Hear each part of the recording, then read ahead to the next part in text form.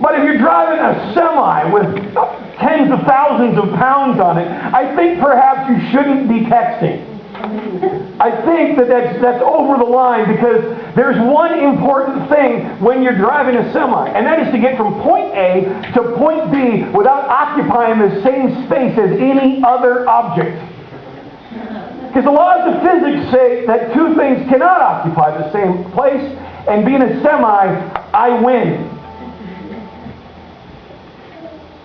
Could it be that it has become so easy for us to be distracted by a lot of good things that we've lost the important thing that God's called us to, which is saying the harvest is huge, and you're my laborers.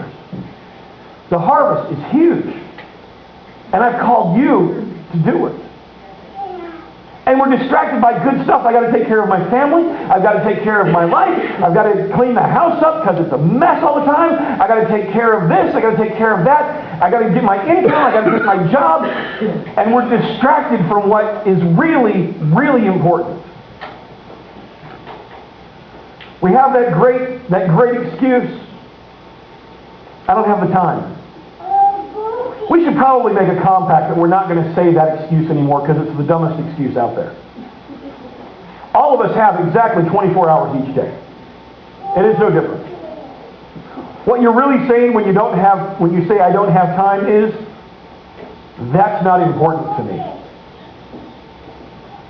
It's not about an issue of time. It's, I have multiple options, and that thing, or worse yet, you, aren't important to me compared to this other thing. I don't have time to take seriously God's call to go out in the field and reap in the harvest. Maybe really means, in my life right now, there's something that I consider more important.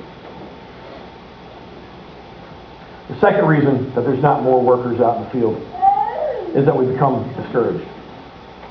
The task is enormous. You look at how great the harvest is and you think, there's no way I can do this. There's no way that I can do it. And when there's a lack of workers, it's very easy to get discouraged. When you look at the enormity of the task, it's very easy to get discouraged. And the greatest reason for discouragement is looking at the great need and feeling that we have to do it on our own. I got to do this on my own. Forgetting that this is not our harvest, it's God's harvest. Feeling that the responsibilities that I have are too great to take care of the harvest and my life. Forgetting that God has said, I will provide all of your needs. I will take care of you no matter what. I will provide what you need as you pursue the kingdom of God first. Perhaps some of the times we don't see the fulfillment of that as we're not pursuing the kingdom of God first.